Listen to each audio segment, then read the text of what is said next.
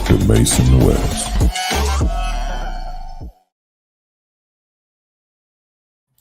Welcome in to this episode of Bare Bones. I am, as always, Mason West, and today co-host Khari Thompson joining us. I'm not saying joining us. You're a part of this. You are a part. Khari Thompson's here. Khari, how you doing? I'm doing all right, man. Just living the dream. What an intro. I'm exhausted, as all of you can tell, hence why that was just an immaculate introduction that I just did. And Khari just fought traffic to get here on time. So, we're up just humming right now. But we're going to keep this. We are operating at peak, efficiency, meaning somewhere around 60%. There we go. All right, so we're going to dive right into it. We have our mock draft that we're doing today, mock 3.0. Catch the previous two that we have up on YouTube. That's there. You can hear it in podcast form. While we're on that note, like us, leave comments. It really does help us out, the algorithm. So even if you're listening to the pod later, when you get home, just drop us a like, leave a comment in the YouTube video, all that jazz. But yeah, as a reminder, how this is going to work, we cannot repeat picks. So I'm doing every mock. So I'm doing I think it's like 5 or so. So I'm going to have 5 sets of totally different players. Khari's got a couple as well. So he's going to have totally different players. So if for some reason you really want Esh and Genty, I can't pick them. I already did it. So don't get upset about it. Same can be said for a bunch of these players. Anything to add, Khari, before we get going? I said that I think a trade is going to be pretty tough because you need someone to want to trade up with you. Oh, look at that. We got a comment. Alex is my name. Comment. Thank you. Appreciate it. Someone follows instructions. All right. So like I said, I think it's going to be pretty tough to trade back, but I think I found a scenario that there could be a potential trade up option. I had decided to trade back with the Houston Texans. So the Texans decided to trade Laremy Tunsil because A, false start issues, which is just a bit silly, and B, apparently there were some locker room and work ethic issues they had. Like they had to make deals with him to come to practice and meetings, and they want their best players to be their leaders. Silly, but whatever. They did sign Ken Robinson to a 1-year, $12 million deal. And they also signed Trent Brown to a 1-year, $3 million deal. For Cam, this is starter money, but that's not a commitment, 1 year, and they still need to tackle the future. And if an early draft tackle is better than Cam in camp, they could definitely start and you just slide him to be a backup for the remainder of the year. Texans are consistently going to be picking later in the draft, so getting a legit left tackle is going to cost them capital, as you don't want to be in the Dan Moore situation, right, where they paid him $80+ million. And by they, I mean, was it the Titans, I think, that played Dan Moore that ridiculous amount of money. So in this scenario, Texans trade up to get their left tackle of the future. Bears get some nice capital to move back. Any thoughts on that, Khari?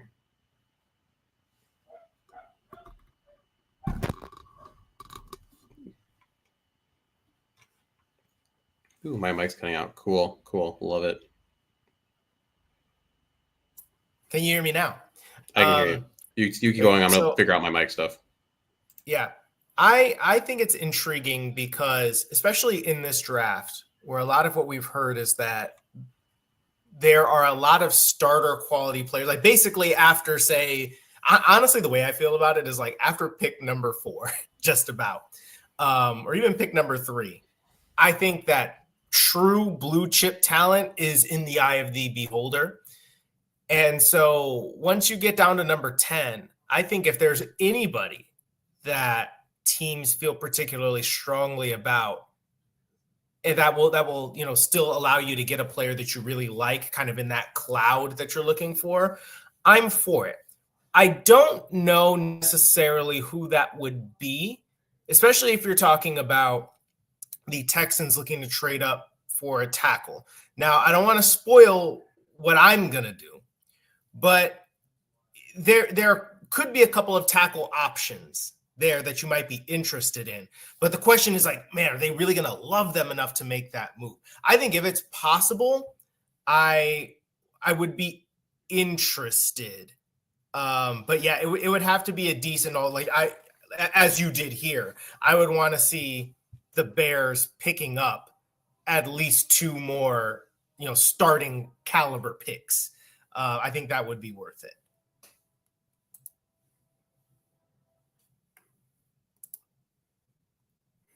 So I'm not hearing Mason on this one to hear the reasoning. Oh, I think you're muted. There you go. Being dumb. For this scenario, I moved back to pick 25, and I got pick 2 and 3 from the Texans, and I got their future second. So to what you were saying, is this probably a bit much? Probably, but you're going to be able to stockpile some decent players. Plus, there's a player that I'm targeting later that in my opinion, made sense to move back anyway. But someone that did pick at pick 10 was Khari. And he took Armand Membou, tackle from Missouri. Love this man. There we go. And again, to me, again, didn't want to spoil it. Here's the thing. I feel like the main knock on him for a lot of people is, well, he only played right tackle in college. And I mean, I think, sorry if you hear my child in the background. Give me my, well, I'm trying to talk. We had this conversation already. But anyway, I think there's going to be that discussion that, he's only played right tackle in college. Can he play on the left side? Does he have like 2 left feet where he can't move over there? I don't necessarily know that I subscribe to that idea that just because he played right tackle only in college means he can't do it on the left side. Sometimes it's just because, well, that's where he played, when he first, got really good, and we're just going to go ahead and keep him there. I think that he's got the athleticism. He's got the length to play over on the left side. He's gone up against plenty of good competition and shown that, just as, any other left tackle would, that he's gone up against some premier edge rushers and done well. I saw some film, of him going up against, say, like Michael Williams, who's probably going to be a first round pick. There were, it was a rough rep or 2 in there, but for the most part, he, pretty much shut Williams down, I would say. So yeah, I think that he is going to be, in my mind, the kind of riser that Darnell Wright was a couple of years ago. Because, at before the combine, I remember, and even kind of like around Senior Bowl time, like Darnell Wright wasn't even thought of as a first round pick in the general public's eyes. Like, I'm sure scouts probably thought of him differently. But, you were able to get Darnell Wright at like pick number 45 or whatever it was.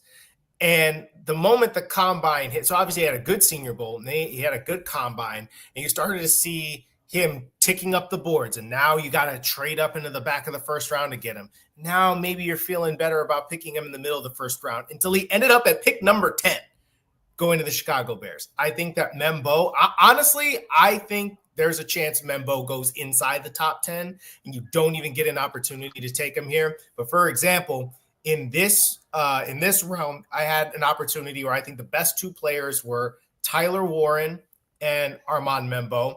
I went with the tackle because I don't know the future of the Bears tackle position. Left tackle in particular. You don't know if Braxton Jones is going to be good to go. And also you don't know if he is definitely the long-term option there. So I think you got an opportunity to get a really athletic young tackle, and then you got him and Darnell Wright bookending this thing for a minute. I feel like you take the shot. Yeah, I took him last draft. So if you want to hear my full thoughts on him, you can go back and listen to that. But just a couple of things agreeing with what you're saying there. He basically ended up at right tackle for Missouri because when he got there, as a freshman, they already had a stalwart left tackle and they didn't want to switch it up in that scenario. And so it just made sense, have him go to right tackle. He has all the athleticism and the physical profile that he should be able to go over to left tackle. I'm seeing Dante ask a valid question here. Khari, are you on Omarion? I mean, I don't think either of us are out on him, but at the end of the day, he's a 3rd round pick. He was hurt most of the year, so he couldn't necessarily make the move prior as he wanted to. He missed training camp, right? He got hurt again, unfortunately, with some of the calf strain and some other things. Like, I don't think anyone should be out on him, but if you have a chance to take someone who is truly going to be, you're more sure this is my left tackle and I can have 5 years of control, et cetera, et cetera, et cetera, you make that move. You don't just say, well, we're not sure about Braxton. Well, we got Quinshon. Like, that just is setting yourself up for failure, in my opinion. Exactly. And what do the best teams do? They keep taking shots at premium positions, or especially up front until they hit. And we talk about that with quarterbacks all the time. I feel like left tackle is, I remember looking at this a couple of years ago with Pro Football Focus, where they did sort of introductory war sort of ranking, and left tackle was third on the list of overall positions in terms of importance to winning football. So I think that if you don't have a left tackle, you need to keep on figuring out how to get one. And I think the other thing, are you out on Quinshon? I feel like it depends on what you're in on him for. What do you think he is? Like, do I think that Quinshon is going to be, a plus tackle in the league based on what I've seen? Or did the Bears even think that? Did the Bears think that, oh yeah, this guy's generational? I don't think so, right? It's probably like, yeah, we'll draft the guy. We like his talent. We think we can develop him, and maybe he can be that kind of guy. Maybe he could be a swing guy that we can have, and he can pop in and do something, do well for us in case of injury, etc. But I don't know that they ever looked at him as being like, oh yeah, this is going to be like a generational talent at left tackle. I also feel like this is Ben Johnson's team now, and he's got a different eye for things. Mm-hmm. So it might be like, hey, Ryan, look, I think I want to take another shot at left tackle, and this dude has all the tools. Don't care if he only play on the right side. I think he's got all the tools. Quinshon, he's nice. Maybe we can make him our new Larry Borum or whatever. But I think that you got to keep taking shots at that position. It's too important. Agreed. All right, moving forward. I get to pick now, round 1, pick 25, after I moved back and got a nice little draft haul. And I took Omarion Hampton, running back out of North Carolina. This is one of the only ways I think you're going to get Hampton. So if he's truly my number 2, right behind Genty, I have a pretty big gap between Genty and Hampton. I know some other people maybe have it's a bit closer. I don't think he's getting out of the first round. There's just a couple running back and hungry teams. I mean, just an example, I think the Denver Broncos could be a team that could be in on him near the end of the first round, et cetera, et cetera. But, and I love my running backs. And so this is exciting for me. I mean, this class is just awesome. But Hampton specifically, 6 foot, 221 pounds. He had a 9.78 RAS, which ranks 43 out of 1,909 running backs between 1987 and 2025. Part of that was his blazing 4.46 40-yard dash, an explosive 38-inch vertical, and an even better 10-foot, 10-inch broad jump. He ranked third in the FBS with 1,660 rushing yards with 5.9 yards per carry and 2,033 all-purpose yards with 2 receiving touchdowns, started all 12 games. He's a high-volume battering ram, hand him the ball and get out of his way. He has the size, strength, and aggression to be an absolute unit. He does not get super creative with his runs and does not play with the wiggle you might want to reduce some of that wear and tear, but he makes up for it with linear runs down your gullet. He has the base, balance, and power to batter tacklers and reignite runs after contact, but he does fail to recognize alternative run lanes that offer easier paths and more yardage, one of the things that separates Genty and him, in my opinion. Requires gang tackling to keep him near a dead run from reigniting. Pass protection is okay, something he can improve upon. Capable option on swing passes and screens, and he's pretty much like a one speed long strider with limited one cut ability, and he can be a bit too eager to leave his feet and get hit mid-air. I have him similar to if you blended Ramondre Stevenson and DeMarco Murray, and then of course you hear sometimes like shades of David Montgomery, which I feel is his floor. So if you're personally, I would truly like Omarion Hampton. I think he's going to be very fun. I think he's going to be a 3-down back in the league. He's going to be one of those guys that fantasy football wise, regular football wise, I mean, you want him on your team. I like Hampton, and I think that I would put him as my RB2 as well. I also have a pretty sizable gap between him and Genty. When I was at the Combine, I was not terribly impressed by his receiving drills. I thought he kind of fought the ball a little bit and basically was just like, oh God, let me just catch the ball, and just like not leave the yards on the field, which is important, right? But he doesn't look particularly smooth in that area to me. Mm-hmm. That said, that's not to say he can't get better at it.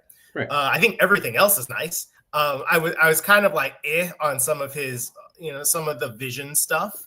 But I think that when you're talking about a guy you just give the ball to and he's gonna run through your face. He is going to get north and south, and he can rip off explosive runs for you. I think that his speed is perhaps a bit underrated. And I think that he carries it well in pads, which I think is the big thing. And I think that there's also this little bit of context part where he was part of elevating that North Carolina program when Drake May was there. And it's like now it'd be kind of a nice, pairing to put him with Caleb Williams. And it's like he said, he's not the best all around running back, but we talked about this a little bit offline, where if you compare him with a DeAndre Swift, DeAndre is going to be more your pass catcher. If we want to compare it to the Lions, DeAndre is more your Jahmyr Gibbsy type versus, Omarion would be more of your David Montgomery type. So I just personally, this is the same reason, one of the reasons I took Quinshon Judkins in our last mock draft, because I just think he slots in well and gives you something you don't have. So which is the, hey, can you get me 6 yards? Like, okay, I got you 6 yards kind of guy. Khari, back up. Round 2, pick 39. Quinshon Judkins, man, I just mentioned, halfback out of Ohio State. Yeah, and I think that, and obviously this is, Trey Henderson wasn't here at this point. I think it would be an interesting debate between the two of them, depending on who is actually there. I was talking to a bunch of scouts who think that Judkins is actually going to be the better of the two backs in the NFL, which I found really intriguing. I think that, they just viewed his raw running ability as just superior to Henderson. They thought he had better vision, thinking that, Henderson's faster, but that, Judkins can just do a little bit more. And I think that I liked his workout at the combine. I think I liked their workouts pretty much evenly, but I think Judkins did a lot to help himself there. And the reasoning for doing this is and again, at this point, in the first round, I think Ashton Genty was there at number 10, but I was like, you know what? I'll save that one for later. / tackle is going to be a little bit more important. And this is a really deep running back class. And so for me, I thought that, going with a running back in the second round, when that there's probably going to be a Judkins, Trey Henderson, or something like that. Even there's some backs later on that I really like as well. When that you can get this guy in the second and fill a more important position early on, that felt superior in terms of using resources. Yeah, I mean, there's a concept like stacking. How does your stack look? So if you have option A, which is what you have up here, Membou and Judkins, or your stack is option B, where you have Genty and you have, let's say, Connerly, right, the tackle out of Oregon, which stack do you prefer? I wouldn't poo-poo anyone from going either way, and I could see arguments either way. But, arguably, like you just said, I mean, tackle is the more important position, left tackle specifically here. So, your stack is a valuable one. Absolutely. All right, what you got? In round 2, pick 41, I took Shamar Turner, defensive interior, Texas A&M, a.k.a. the good at football Shamar, as I like to say it. 6'3", 290 pounds with 33 and 5/8 inch arms. He's a pretty tough assignment because he falls into a tweener category in terms of some of his measurables, but he is well filled out in terms of his lean mass. In the past year, he played 377 snaps in the B gap, but he also played 92 in the A gap and 48 over the tackle. So he's got some, flexibility in terms of where you can line him up. This guy is all gas, no breaks with violence. It's his MO with an insane first step. Never-ending series of slaps and counters during his rush, and capable from rushing from a variety of alignments, like I mentioned. He can work through gaps or take on single blocks pretty well, and his pressure rate is not where you want it because of his lack of length. So that's one of the reasons why he's a second-round guy, not maybe a first-round guy. Also, he will get swallowed up by double teams because of some of that size. Would like to see him bend a bit better on his rush, and he cost his team too many 15-yard penalties during his career. He can be a bit of a hothead. I see a Nnamdi Madueke would be my comparison for him. But in terms of a second round, this defensive interior class is fantastic. And he's just, again, all energy, fast as heck, and actually a pretty strong guy. Just that kind of odd tweener position, like I said, in terms of his size and weight. Yeah, and it really is about, obviously, the other Shamar, is a freak tester. This guy, is athletic and a good tester as well. It's a matter of how does the athleticism translate on the field?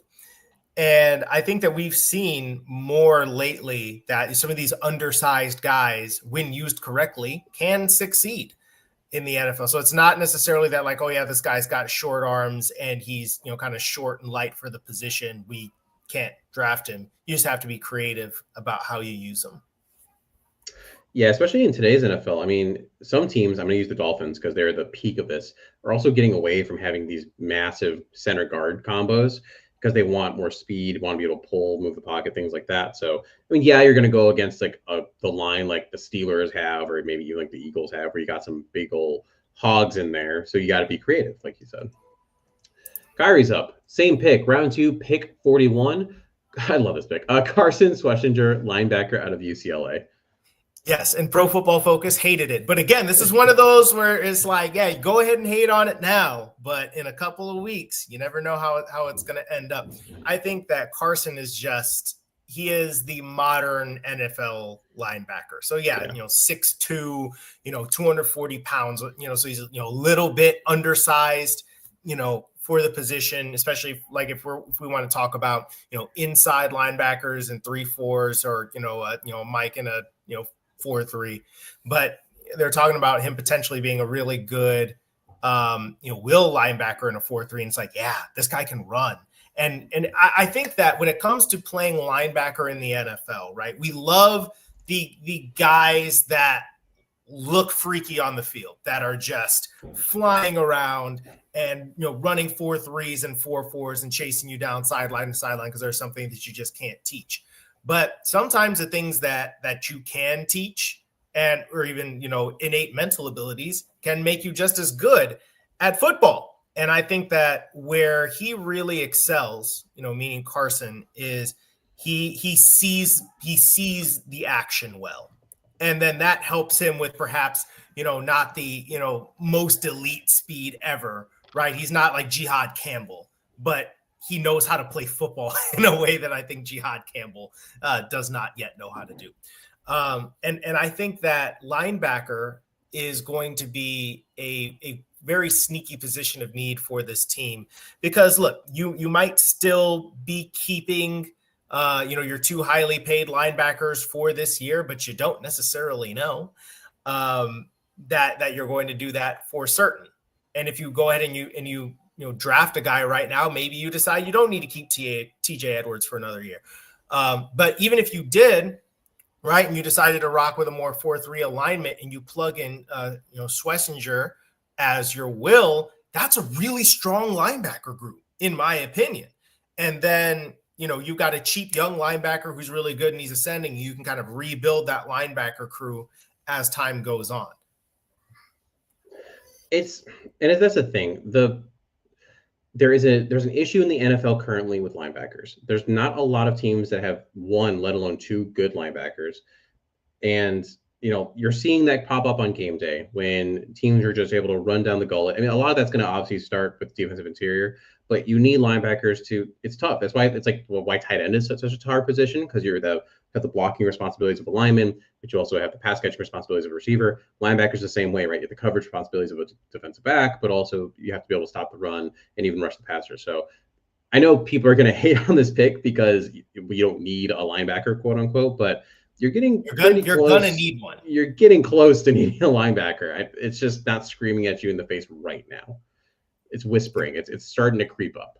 It's suggesting very strongly. And again, in the end, do you want the good football player or do you not? I also think that there's an element of you're building something, or you're trying to build something up the middle on both sides of the ball here.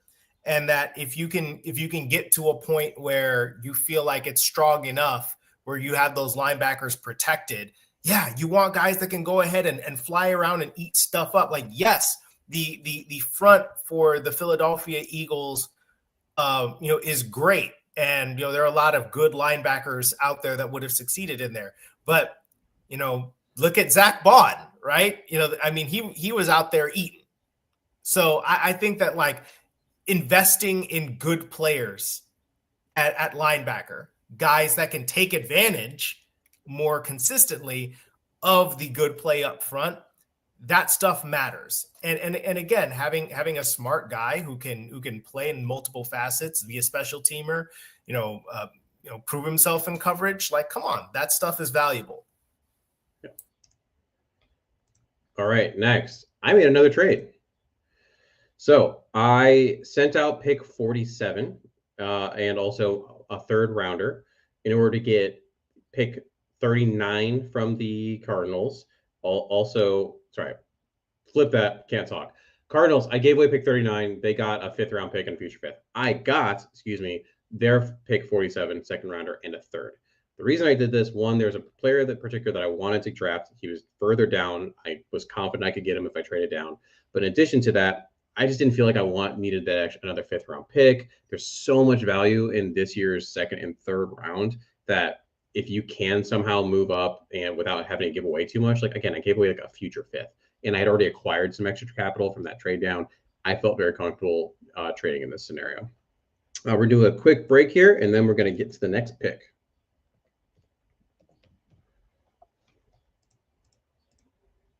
All right, with that pick, after I traded down, this is going to piss some people off. I took Xavier Respro, wide receiver out of Miami. 5'10", 209 pounds. This man is slotty, and I mean that in the best way possible. He's a slot-only guy. But you have Rome and Moore to play outside. Devin Duvernay, who you signed, is a speed threat and mainly special teams. Zacchaeus is on a 1-year deal and has flexibility inside out. Tyler Scott's basically dead to me. I mean, if Ben Johnson could do something with him, great. But as of right now, I don't have a lot of hope currently for Tyler. Maybe he'll prove me wrong. So here's the thing, right? Xavier ran a 4.83 40, which is not good. That's up there with some of the slower, if not the slowest 40 time that you'll see out of a receiver. You compare that to some other guys. I mean, like Larry Fitzgerald, who's a big receiver, ran a 4.63. Keenan Allen, who everyone knew didn't run very well, ran a 4.71. Jarvis Landry, who wasn't known for his speed but was a tactician, ran a 4.77. So it's not fantastic that he ran a 4.83. I think it's going to probably push him down some boards. And also, to be honest, I did this draft before he ran that. I still would take him because he's a damn good football player. He may not be like a 2nd round guy anymore. Maybe he's a 3rd. But part of the reason he's such a great, he led the team with 69 receptions, 1,127 receiving yards, 16.3 yards per reception. He was tied for 7th in the FBS with 11 receiving touchdowns. And he started 12 games for Miami. He's Miami's all-time leader in catches and receiving yards. He did not play in the team's Pop-Tart Pro Bowl loss to Iowa State, just as a heads up. But, I mean, you don't lead Miami in catches and receiving yards if you're a bad football player. This is that conversation of traits versus production. He produced like crazy. Traits, we see that in the 40, not so much. But the thing is, this man is a route chef, cooking up precision in his cuts and landmarks. He runs and cuts with a sense of urgency and plays faster than testing showed. His footwork, leverage, and burst allowed consistent separation from man coverage on the college level, but contested catches are going to be a bit of a problem for him just because of that wingspan. He's only 5'10". One of those QB-friendly guys, his instincts, blitz recognition, and talent to scramble open when plays break down are going to make him a quarterback and play caller favorite. Cons, he's not position flexible, like I said, slot only. He does not have top-end speed. And yeah, I wrote he's quicker than fast. I wrote this before he ran the 40, so I knew this. This is known. Short arms, small catch radius, and he's an older prospect. He's 23 before the season kicks off. So, he's a bit of a wigglier but slower Hunter Renfrow, or at least that's how I put it. So, again, I say this. Think about the routes he's going to run. He's not running a 9 route, right? He's not running a 15-yard deep dig. He's going to give you slants. He's going to give you whip routes. He's going to basically do some of that dirty work across the middle. He's going to be the guy that gets open very quickly. And one of the issues that the Bears receivers had last year was separation. There wasn't a lot of it to be had. This guy can separate. It's not with speed. It is with how he runs the route and that quickness. Yep. I know Dante short area separation. Dante just highlighted wide receiver 3 needs to be a burner. I just don't care after one receiver 1 and 2. Like, I don't need to have a depth chart where I'm placing players in a specific way, because the way Ben Johnson's going to roll people out is what I need in this route concept, right? You don't need to put burner. Let's put Devin Duvernay because he runs fast. Sure, he'll be on the field when you need someone to run fast. But when he needs someone to get open very quickly on a concept, then there we go. That's where Xavier would come into play. Yes. Yeah, and I think that in the end, we need to be careful about saying that like so and so needs to be a burner. I mean, Roma Dunze can run.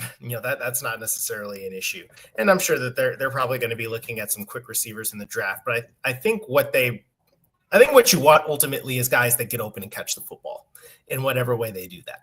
So that's number one. Can you get open? It's not can you run past people? It's can you get open? Can you catch the football? Those are the two most important things a receiver needs to do. Crazy concept. I'm up again, round 2, pick 58, and I decided to dip into that tackle pool because I think we need a tackle. Ariante Ursary, tackle out of Minnesota. Oh, I deleted all my notes on him. Bummer. Hold on. Let me see if I can find my notes real quick because for some reason it's not here. I'll give you a note on him. He showed up like 30 minutes late to his like combine. Actually, no, it was longer than that. He was supposed to be at his like combine media eval at like 11 o'clock and didn't show up until like the very end and got a couple of questions out of there. And we're just like, come on, man. But yeah, I think it's always interesting when you start talking about tackles in the second round, because if they're making it down that far, that probably means that they're going to be okay, more than good, because but this draft is where it's going to be so weird, because you already have people talking about all the tackles like might be best as guards. Or except for Membou, who I think is a real tackle, but then everybody's saying like, oh well, he's a right tackle, he's not a left tackle. Or Josh Simmons, who is, for my money, would have been OT1 in this draft had he not been hurt, but he got hurt, so it's too bad. So I feel like obviously he's one of those guys that is going to get bumped up in this process, because I mean generally good tackles do. Yeah. But it's a lack of top talent, like you said. Yeah. I just these solid rather than good tackle class is really, really irritating me, man. But here's the thing though, too. If you had an elite tackle, they'd be taken before the Bears would pick at 10 anyway. So it's like, who cares? Dante, okay, this is the last thing I'm going to say on this. Dante, short Caleb and short Westbrook. It doesn't matter if your QB is short and your receiver is short. That's insane. The two don't connect. It's just throw the ball to the open guy. I'm not doing that. Anyway, I found my notes on Ursary. I found my notes on Ursary. I'm going to run through it really quick because you already did a good spiel on him. He was a 3-year starter at left tackle with good power, not really a natural bender, and that creates some disadvantages for him. He's pretty well versed for outside zone attack, but might be more consistent in power. He's huge, which is a big part of it. And his anchor is really derived from his upper half, which opens him to some hand counters. And he has the potential to be an average starter. I mean, if anything, he gives you some left tackle. He can be left tackle, but he's probably going to be better off on the right side, if we're being completely honest. But like Khari said, you're now picking in the second. This is what you have. So you're really banking on either you're drafting a tackle early, you're taking short arm Campbell and hoping he can survive out there. You're taking Membou, who you're hoping can flip, which I think he can, but you're hoping it's a lot. Every single tackle prospect has hope, or you're hoping can do the thing. And unfortunately, like I just said to Khari, if you had like a legit Joe Alt type, he wouldn't be available for the Bears anyway. He'd be gone. Yeah, exactly. Well, exactly. If there was a Joe Alt type, he's going number 4 to the New England Patriots. I mean, right. and we're not even having this discussion. We're not playing around with anyone else here. But the problem is that guy doesn't exist. And I wrote about this today, right? Like with Will Campbell, because his arms, magically, sprouted a couple of inches. Unfortunately, his wingspan did not, which is still kind of a big deal to me. But yeah, I think in an ideal world, like that guy goes number 4 overall. He's the best offensive lineman, in the class, or consensus generally. But you're thinking to yourself, like, okay, you go ahead and you take that guy, and then you find out that he's just not, it's not going to work at tackle. And now you got to move him to guard. You take him at number 4 overall. Like, come on. You can get away with that a little bit more for example, like with what the Titans did with, Pete Skoronski, a couple of years ago. And everybody was like, oh yeah, you should take him at number 9 when he was up for the Chicago Bears. And obviously they, decided to get Darnell Wright instead. And so Skoronski ends up going 11th overall to the Titans. He's never played tackle in the NFL because of those arms. Okay. Now it's not as extreme for Campbell. He's a little bit more like at the threshold or, a slightly lower than the threshold. But do we really want to do this again? Right. Let me ask you this, Khari.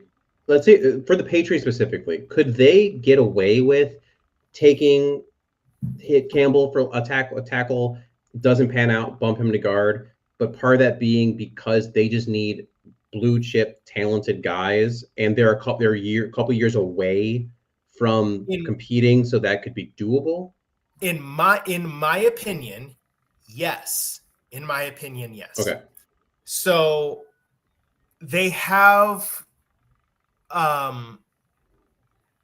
revamped a little bit on the offensive line, and they, so for example, here's the thing though, when I say revamped, right? So they just signed Garrett Bradbury because they cut David Andrews because, his shoulder, seems like he probably failed a physical or something like that. His shoulder's not healing as well as they like. So they signed Garrett Bradbury, who's not that good, right? Yeah, he's bad. He's not good. And so, yeah, great. We got him at center now. And now you're talking about like, oh yeah, Layden Robinson or Cole Strange or something like that for left guard. So to me, I'm kind of like, the Patriots could absolutely get away with doing that. I just feel like it would look terrible if they did that at number 4. You know what I mean? I feel like if you want to do that with Campbell, I say you try to trade back if you can. The only problem is I don't know who's trading up for Shedeur now. Everybody that might have traded up for Shedeur has either gotten or is working on getting a quarterback to make sure they don't have to do that. So then what do you do, right? I feel like if you could make that trade down to pick number 6 or 7, and then you take Campbell, that makes way more sense because then we need a left tackle because we just don't have anything. There literally isn't like a left tackle yet. They kind of have a similar situation. They basically have their own Quran in Caden Wallace, right? It was like, 3rd round pick. We like him or whatever. He had a couple of reps out there at left tackle and then he got hurt and then he tried to come back later and it wasn't it. And you're not necessarily feeling like he's the guy out there. So I think that lists Ladarian Lowe as the starting left tackle. We're not going to talk about Ladarian Lowe. No, as a matter of fact, we're not going to talk about anything relating to the Patriots offensive line last year because that was a big pile of no. So I think that it would look terrible if you did it at number 4. Honestly, I wouldn't even love it if you did it 6 or 7. But the reality is the Patriots just need people. So I think that there's a better chance that you do that with Will Campbell and that he doesn't make it to number 10. But then obviously that creates interesting possibilities for the Chicago Bears because then who's getting pushed down to them? It does. Khari's up. Round 3, pick 72. Josiah Stewart, edge out of Michigan. The probably most slept on of the edge prospects that we have. And I believe that, somebody actually posted this breaking down pressure rates per game for edge prospects coming out this year. And he was dwarfing everyone. He was running away with it. And we're not talking about him because oh my goodness, look at Shamar Stewart jumping out of the gym and testing like crazy. And it's like, he was doing nothing to affect the quarterback, right? Even somebody that I personally like and think that has a lot of potential, Michael Williams.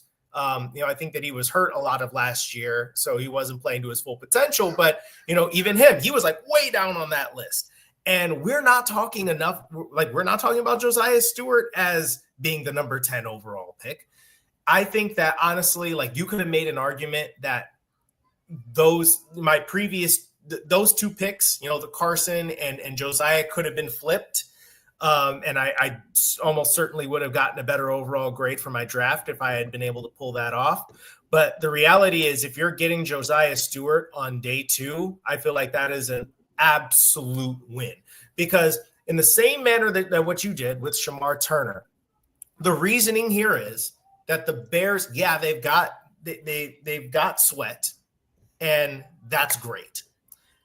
But they don't have anything really on the other side of Tez. They've tried out a bunch of guys. They've gotten their veterans that can stand up on early downs. They've tried their Dominique Robinson experiment, and it has yielded like negative amounts of production.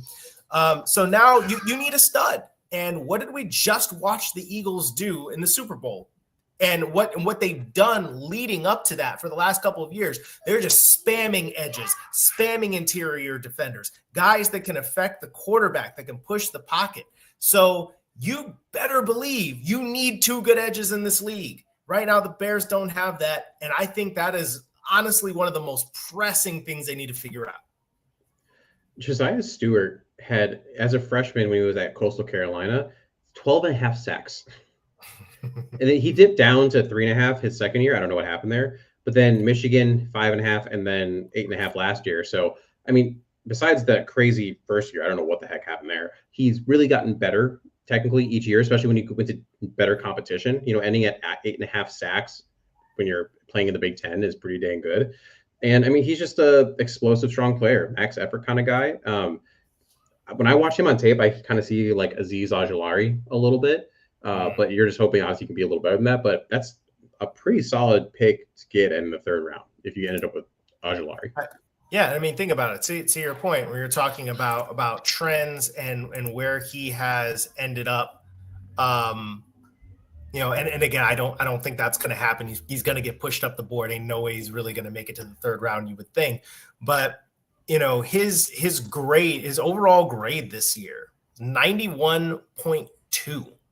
I mean, his pass rush grade was a 92.3. His true pass rush pass rush grade was a 93.7. He is all the way on the good sides of the scale for everything. He's an elite player. I'm back up again, round 3, pick 72, and I took Jordan Birch, Oregon edge. Just continuing the thought that Khari had, you just need to get more edge swings at it. Right now, the Bears, yes, they went out inside. They signed Dio. You're hoping Austin Booker takes a step this year, but you just need more bodies and you need more swings at the apple for guys that can become either, if not blue chip players, at least red chip players. And we saw that with the Eagles. You need to just be able to spin bodies through. And Jordan's a guy that can do that. 6'4", 279 pounds. He ran a 4.67 40-yard dash and a 1.66 10-yard split. He missed 4 games due to injury, including 3 early season games with a knee issue, but he ended with 8.5 sacks and 31 tackles across 10 games. He actually ran a fake punt for 36 yards against Maryland, which I think is pretty cool. The dude is traits and upside as a pass rusher. He's freakishly athletic for his size. He actually clocked in at about 21 miles per hour on GPS, despite weighing almost 300 pounds. He's versatile assignment value from the 4-eye to a 7 technique, lined up all over the place with experience playing both 3 and 4-point stances. So it's going to give DCs multiple deployment options. He can use his length and strength to help in the run game. Really energetic player when it comes to getting after the QB. Awesome bend and dip. And it also has a pretty explosive bull rush. He rarely allows a tackle to be broken. So why would he be taken in this scenario in the 3rd, potentially in the 2nd round? Because he's super inconsistent. That's the problem. He does not always attack blockers in the run game, and it doesn't really show aggression in the run game. He does not always seem interested to compare to pass rushing. Like, he's just kind of like, I'm here to rush the passer, and that's about it. You'd like to see more creativity as a pass rusher as well, with bending and some different hand combinations. But funny enough, who I comp him to is Dio. So you could basically have 2 Dios coming off the edge, which would be pretty fun. That's nice. I mean, and I think that, again, to that point, there are a couple of ways that you can go about this. You can go for the guy that is another every down-esque starter, which means you're taking somebody higher, right? And I think somebody like a Josiah Stewart probably fits that bill. Or you go the other route of getting a bunch of bunch of solid edges, and you just rotate them and throw lots of bodies at the problem, which you can do. It's similar to the tackle conversation. I mean, we don't have besides Abdul Carter, we don't necessarily have at pick 10, the edge that's the surefire, go get him, and you're going to be the Myles Garrity. You can go through the list of all those people that are going to be like that. That just doesn't exist in this draft. You also don't know. I mean, Max Crosby wasn't Max Crosby when he was taken. So swings at the apple, or bites at the apple. I don't want to keep saying swings. Bites at the apple. That's what this is all about. I'm up again because I had that trade earlier. That'd be another third round pick at pick 78. And this time I took Jordan Phillips. I'm going heavy on the line. Defensive interior out of Maryland. 6'2", 312-pound, redshirt sophomore. I love my wrestlers. Standout wrestler and weightlifter in high school in Florida. He started all 12 games last year with 29 tackles. He can play multiple roles, but really he's best fit as a one-tech nose tackle. Do you want someone who's going to work their ass off and is a leader? Well, look no further. That's who he is. Compact frame, both strong and explosive as all get out. Times the snap well and is able to pair that with his explosiveness. Generates instant press and separation at the point, and has a spin counter that can really help him really peel off blocks. On the negative side, he's inconsistent at controlling blocks quickly enough as a read and react defender, and he really hasn't shown he can provide pass rush. He had no sacks over his 2 seasons at Maryland.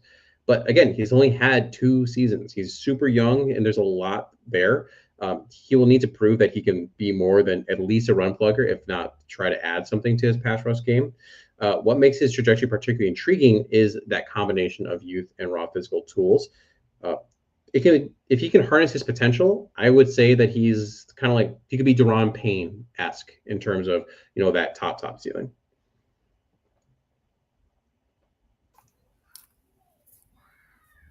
Khari nods in agreement. All right, I have another pick right away, pick 79. The Bears, I think, originally. Stacking them up. It's My God. It doesn't matter who I'm taking, right? Because I'm just gonna go one after another. Back to the line. I'm getting a lot of fatties in this draft. I'm taking Wyatt Millum, tackle out of West Virginia. 6'6", 313-pound senior with 32 and 1/8 inch arms. So he's not going to play tackle in the NFL. He is what Ram commercials would want you to think their trucks are. Rugged, tough, and strong. He also knows his assignments. He's got a really high football IQ, and he competes well. He has the frame and hard-nosed mentality you want in a guard, which, like I said, is, I think, where he projects. He's got tackle experience, though, so, like, in a pinch, could you flip him out and just have him finish a game for you at tackle if you needed to? Yeah, potentially.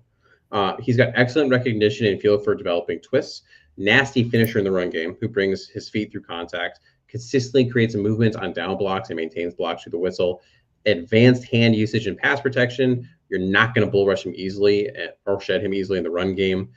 Can be late to step down and squeeze the B gap at times, and sometimes his base narrows a bit too much. Top heavy frame with a long torso creates some funkiness there. I think he projects as an average starter. You can groom to take over down the road. We know that there's a potential injury question mark, or I don't think it's going to be a big deal, but a potential injury question mark at your right guard position. And then left guard, you have the question mark of how long is Tooney going to keep playing. So you want to continue to develop this pipeline of offensive and defensive linemen, because that's something the Bears have really never had. And that's one of the biggest reasons why they have sucked over the last decade. Yes. Yeah, I think that my dad, and this is not even necessarily add a lot of, on the field analysis, but my dad, every time I talk about, oh yeah, the Bears made this move, they got this quarterback, or they got this receiver, or they got this running back, or they got this cornerback. His skepticism always goes back to the same thing. Well, until they get the line right, it doesn't matter what they got because they never can block. And it's like, it feels like such an old head thing to say, and yet it gets proven true every single year for the Chicago Bears. It is so maddening. And on that note, it's one thing I want to highlight. I don't even know that he necessarily would be here in the third round. And we can say this for a bunch of these picks.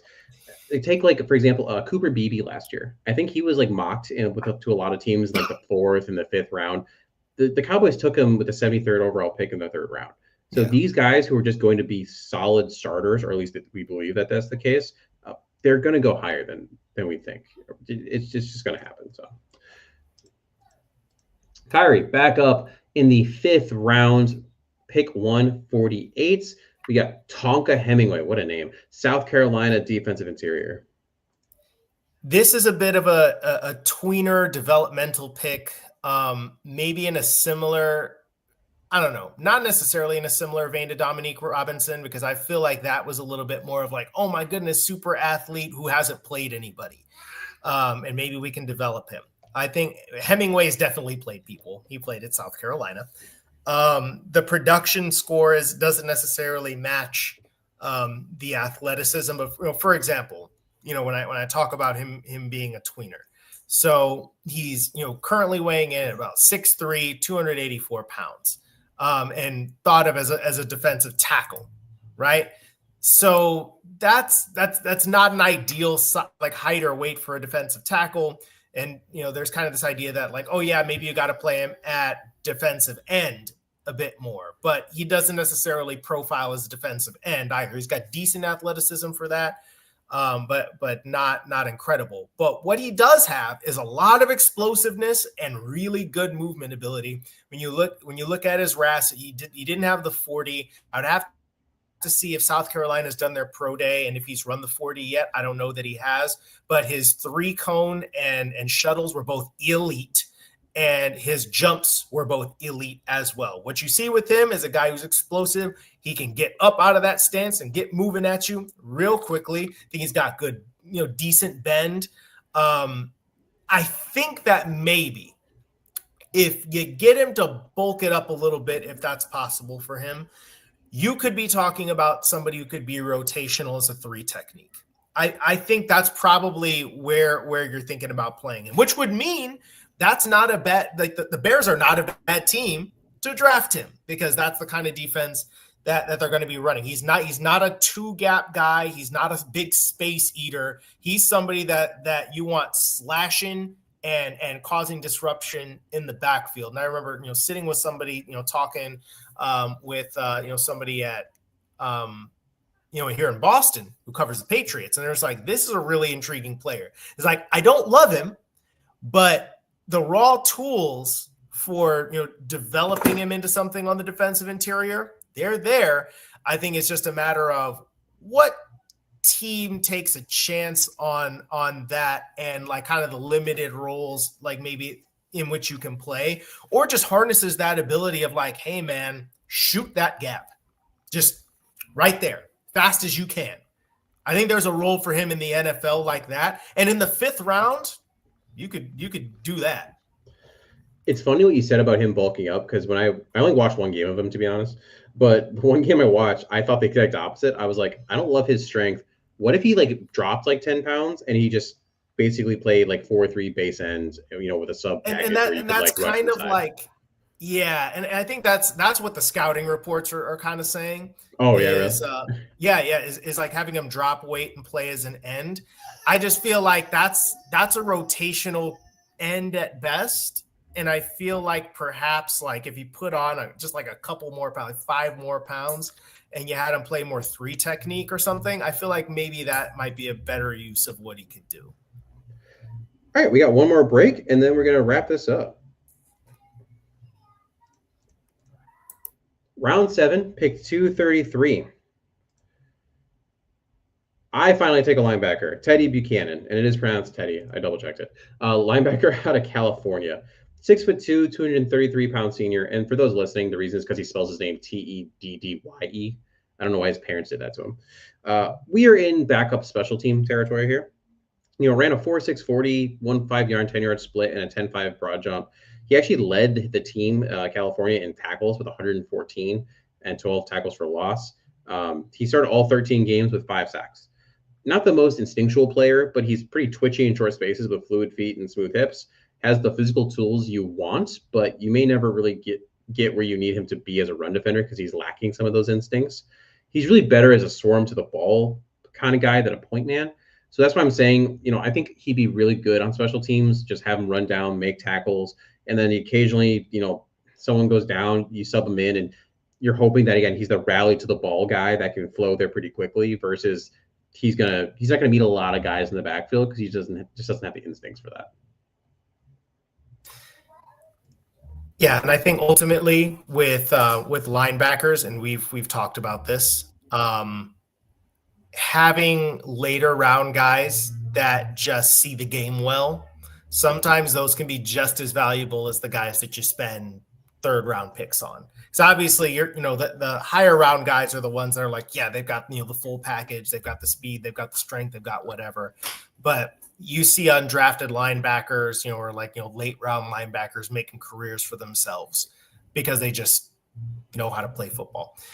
So Mason has switched it over to my side of things to finish it up. I got two more picks here. RJ Mickens, safety out of Clemson. He's just a guy I think I liked his combine workout, and I think I wasn't enthused about that many of the safeties, but I thought that he looked nice. And in particular, I think the safety position is quietly one that is looking weird for the Bears. And I don't know that necessarily 7th round pick RJ Mickens is going to be the answer to that, but I feel like you need depth at that position because you don't know, I think, the future for Jaquan Brisker.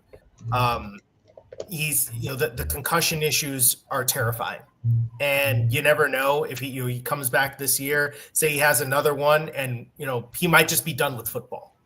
I think that's a reality that we have to start thinking about. Also, Kevin Byard, good for him. Never comes off the field, always available, but getting up there, a lot of miles on there. And I think that you can generally trust Clemson DBs and linebackers and all that to be pretty well coached.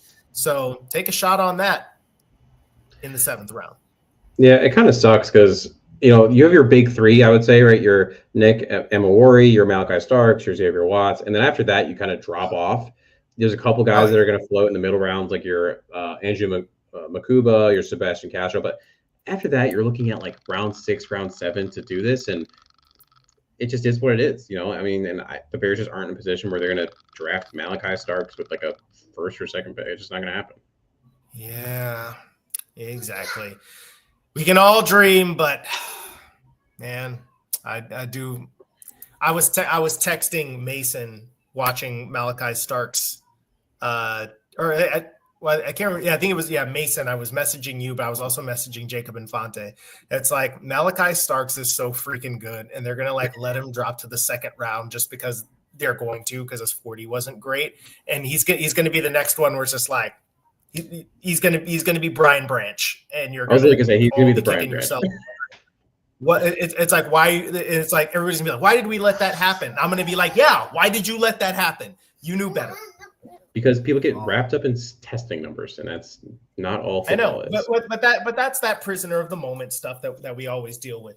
And then before your last one, I have DeRicky Wright, safety. Going to make this short. It's 7th round safety, like you talked about. He's a bit of a tweener safety linebacker. He played 384 snaps deep, but also 142 in the box and 46 in the slot. He didn't get an invite to the NFL Combine, which he, as he put it, left a chip on his shoulder. Good for you. Probably for the best. Wright had surgery to repair a major pec tendon tear after there was a game against Georgia Tech that they won in the Birmingham Bowl, so he really couldn't train for the Combine anyway. He had 179 tackles, 6 interceptions, and 14 pass breakups. He graded out pretty well per PFF with a 74.7 coverage grade and a 79.3 run defense grade. At his pro day, recorded a 34-inch vertical jump and a 4.62 40-yard dash. So, yeah, productive guy in college and got decent testing numbers. So take a swing on him in the 7th round. Plus, he's got a cool name. I like the round 7 pick. There are some. I feel like there's some all-time names in this draft. There's some great names in this draft. I mean, I was actually talking about this. Like, I'll say it now. I don't care. But I was like, Quinshon Judkins, got to be one of the blackest names I've ever heard. Like, I mean, for that reason alone, I feel like, you know, I want that on the Bears. As you can see, I kept it pretty vanilla this mock draft, no trades, and I went and picked up Joshua Gray out of Oregon State for my final pick in the draft, which is like, you know, now I'm kind of sad because I can't use that pick again, but he's a 5-year starter, mostly a left tackle, and then kicked inside to left guard for his final year at Oregon State. But he's a guy, he's also learning how to play center. Basically, he's preparing to play anywhere. Decent athleticism, smart, tough, reliable, experienced, team captain.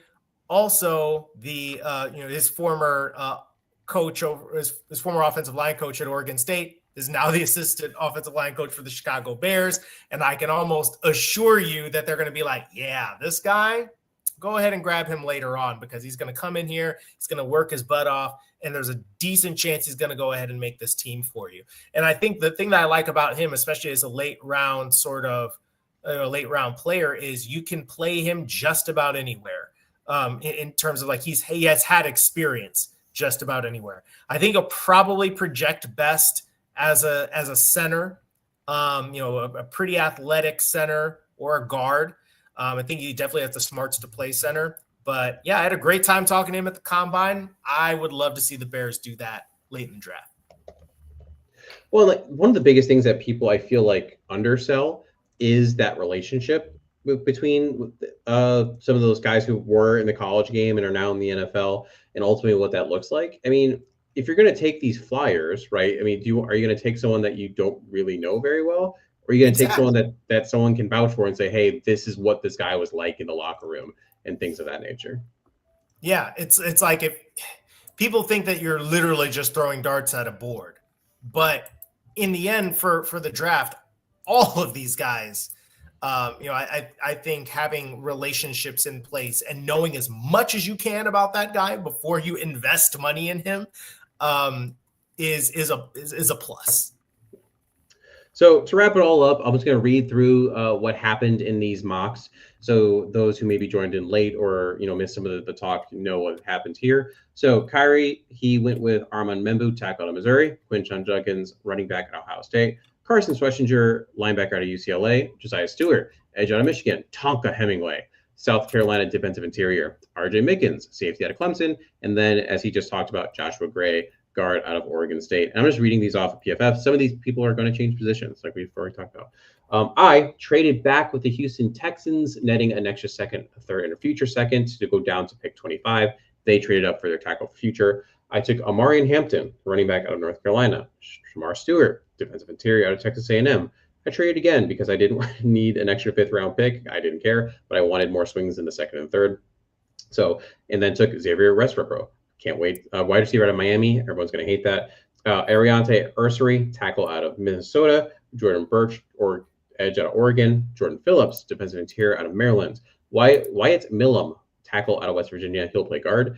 Teddy Buchanan, linebacker out of California. And lastly, Jericky Wright, safety out of Vanderbilt. Khari, any final thoughts on these mocks that we threw together here before we get out? I can't wait for the Chicago Bears to pick literally none of those players. And but hey, we were doing one more of these when the draft actually, as we get closer to the draft. And you know what? Maybe they'll actually pick one of those players. That's my goal. This year, I want to pick one player that the Chicago Bears actually pick. Hey, to be fair, I mean, a couple years ago, I had Darnell Wright. I was on that. I remember back when I was doing the Chicago Audible show, for one of our final mocks we did, accurately predicted not just the pick of Justin Fields, but also the trade up for Tevin Jenkins. And that was like awesome. Nice. We nailed that one. But that's our show we had today. Thank you everyone for joining us. I know there's some technical issues early. Apologize for that, but thanks for bearing with us. Also, thank you for your comments and talk and being a part of the show. Obviously, sometimes I throw comments out there, respond to y'all, and I do it mainly in jest. So thank you for being a part of this. If you're listening or watching on the podcast or on Twitter, we'd love if you could go over to the YouTube channel, just throw a like, throw a comment. Really helps us out. That way we can get to more Bears fans. It lets us do more stuff on our end so that we can give you a better product in the long run. Plus, also, we can improve on stuff. We'd like to do that. But that's all we have tonight. Bear down, everybody. The purpose of this mock draft is to help the hosts of Bare Bones better know the prospects of the 2024 NFL Draft. They are sharing this information so you, the follower, don't have to grind tape and scouting reports as you wait patiently for the Chicago Bears to make their selection. This is not meant to be predictive. If your favorite prospect was not selected in this mock draft, check out a previous or future mock as they may be included there. If they are never selected, oh well, get over it. Taking these mocks too seriously will result in headache, nausea, diarrhea of the mouth, cold takes exposed, troll status, tool status, and undying love for a prospect who gets cut before week 1.